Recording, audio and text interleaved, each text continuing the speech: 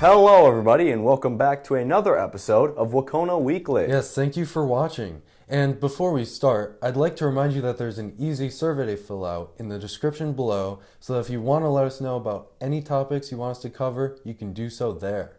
Thank you, Ryan. Make sure to check out that survey if you can. Admittedly, over at Wahconah there's been a bit of a lull, but nonetheless we still have a few stories to cover. We do have an interview and a special segment by our own video club member, Zach Rogers. And I have some interesting news about the Latin trip that took place this last Monday through Wednesday. And lastly, I have some information about the French Club. This week, the Wahconah Latin program hosted their famous annual Latin trip. They went to a variety of places in both Newport and Providence, Rhode Island, and had a great time as per usual.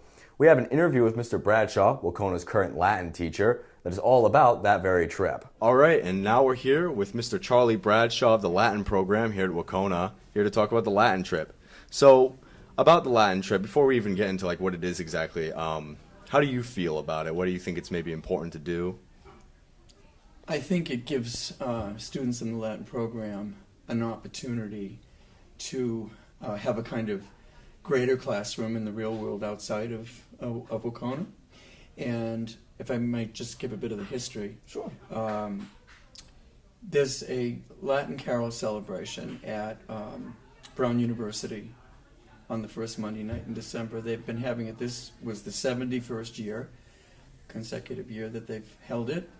And they do readings from Sanskrit, from Greek, occasionally from ancient Hebrew, and the majority from Latin, along with songs of the season, and it lasts about an hour and a half. And it's just a nice thing for kids to be able to see hundreds of other people in that facility who are enthusiasts of classical languages and classical culture, as I would want them to be.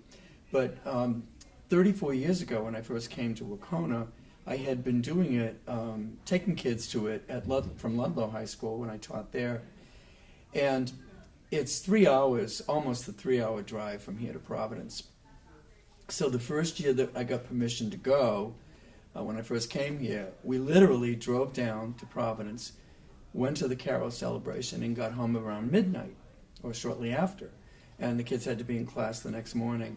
And it just occurred to me that that was not an efficient use of time. So I got permission to expand it.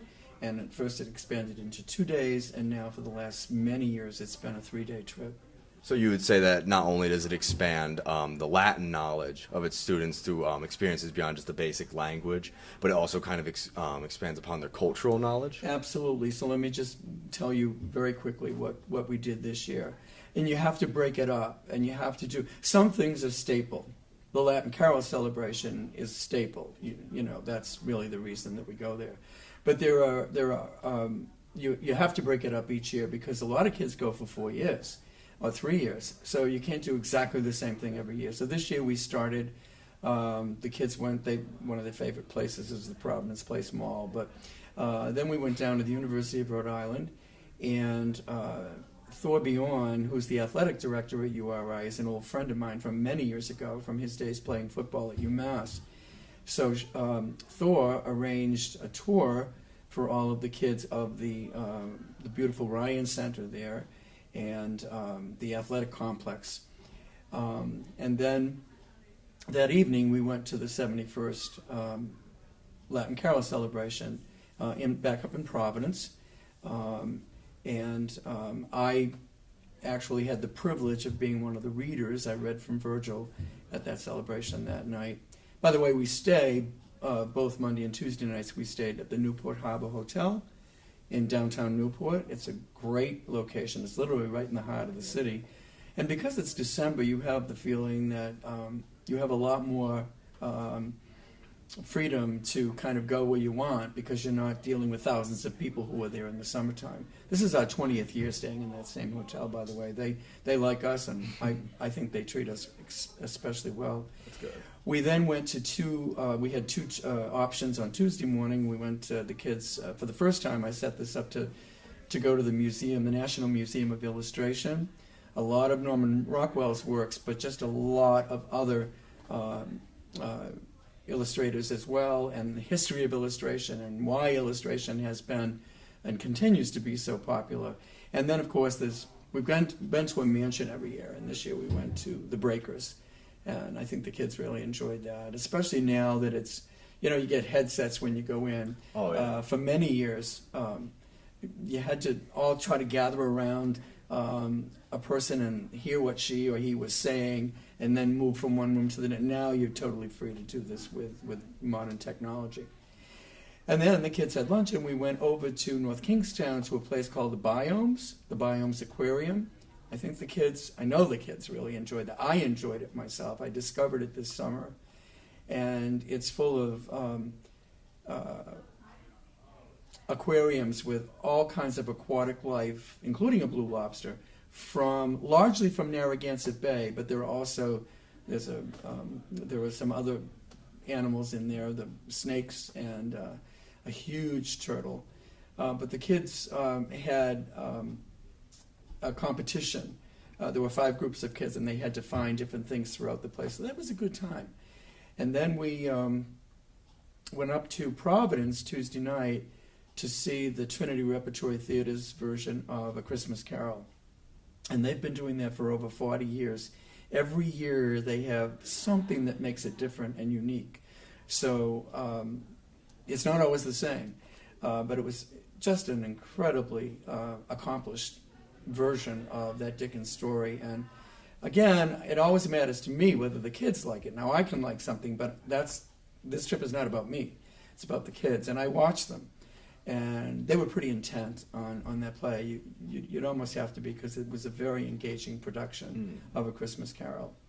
And oddly enough, Thor Bjorn, the director of athletics at URI, had said he was taking his family and that he would see us there, and he actually ended up sitting right next to us at the play. That was kind of neat. And then we finished the trip on Wednesday morning by going to Touro Synagogue, which is the oldest Jewish synagogue in the Americas.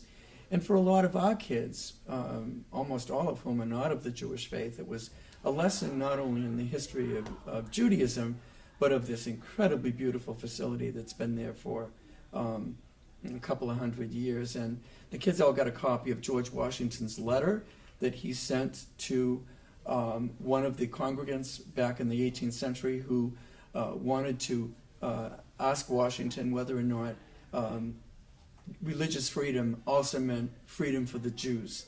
And Washington wrote this beautiful letter back saying that's exactly what this country is going to be about, that freedom to practice religion in whatever way you wish. And also tack on the fact that we've been through blizzards, we've been through rain, we've had bad ice through the years on this trip, but we had 3 spectacular days of blue sky. And no ice, no rain, no snow. So I think that always makes you feel good too. Oh, yeah. It was cold on Tuesday and Wednesday, as it should be. It's December. Yeah. So Well, it sounds like the trip was a great success. it was, and let me add that it's never a success not only if the trip doesn't have meaning for kids from beginning to end, that they're not learning things. Oh, we did go bowling. I wanted to say that. After the Carol celebration, we spent 2 hours at North Kingstown Bowl, and the kids had a lot of fun doing that. They had to get me one of those children's bowling accessories because I was afraid that, if I threw myself my back out or something Monday night, who's going to run the rest of the trip? That is a valid point. Right. So all I had to do was push the bowling balls out, and it still was a gutter ball. Every time it was a gutter ball. Did you not raise those little rails on the side? I did. But it still ended up being a gutter ball. But I forget where I was going with before I mentioned the... whether the trip had value to kids. Oh, yeah, whether it had value, but also their behavior. Everywhere we went to... I mean, the restaurant we ended up at on Wednesday is called the Coast Guard House in Narragansett. Really elegant place. It was destroyed by Hurricane Sandy, and we had been going there for a couple of years. And then they rebuilt it, and it's literally on the rocks in Narragansett, right on the ocean. And there were lots of well-dressed people having lunch. at the Coast Guard House, and income, you know, and that could frighten anybody. 50 high school kids, and the kids were so well behaved. And everywhere we went, they got complimented. And that's a feather in Wahconah's cap, because I hate to say it, but the truth is I think I'm partial and I'm biased. Well, I know I am. But it doesn't get any better than Wahconah when you ask kids to just do the right thing, and they do. So it was great. So not only was it a success, it was a good showmanship of how kids are able to act from Wahconah? Absolutely, and grow up and learn. I've always said that the reason you're in high school is to try to get out of high school, at least up here, So, and look at the greater world, which is, the Berkshires is a lovely place, but it's not the world. Yeah. And so it's very enlightening. Well, thank you, Mr. Bradshaw. Okay. It sounds like the trip was amazing. Okay. Anyone who goes to Wahconah might be interested in going on the trip if you were in the Latin program. It certainly sounds like that trip was exciting, and we're glad to see that it went well. It certainly made the week much more exhilarating for those who went on it. This week, we realized that not too much was going on, so we decided we wanted to do something new for all of you. With this thought in mind, we decided that it would be fun to do a special segment where one of our own members does some cooking for you. But with this in mind, we still had to figure out what we would do, and we noticed something that the French Club did recently. They went and had their own special poutine day, where they all went in, had some traditionally styled poutine, and they celebrated the French culture. So now I would like to hand it over to Zach Rogers to show you how to make poutine. Hello, I'm Zach Rogers, and as you may have heard, the French Club has recently made poutine. So I thought it would be a good idea to introduce our new cooking segment by showing you how to make poutine. If we're going to make poutine, we're going to need to know how to make fries. Now the first thing you're going to need to do is slice up a couple of russet potatoes into French fry type shapes. Now russet ones are the typical potato-like things. They're not too small, they are pretty big, but just slice them up into consistently sized French fry type shapes. The next thing you're going to want to do is put the fries that you just sliced up into some boiling water for not too long, just so long that they get soft. When your fries are done boiling, you're going to need to just drain them out and get them ready for the next step. Alright, so you're going to want to put your plated French fries in the freezer for a while, just so the insides harden up, so when you put them in the oil, the insides don't turn to mush. So you got a nice crisp on the outside but soft on the inside. So next you're going to get your fries out of the freezer, heat up some oil, then drop your fries in, nice and careful.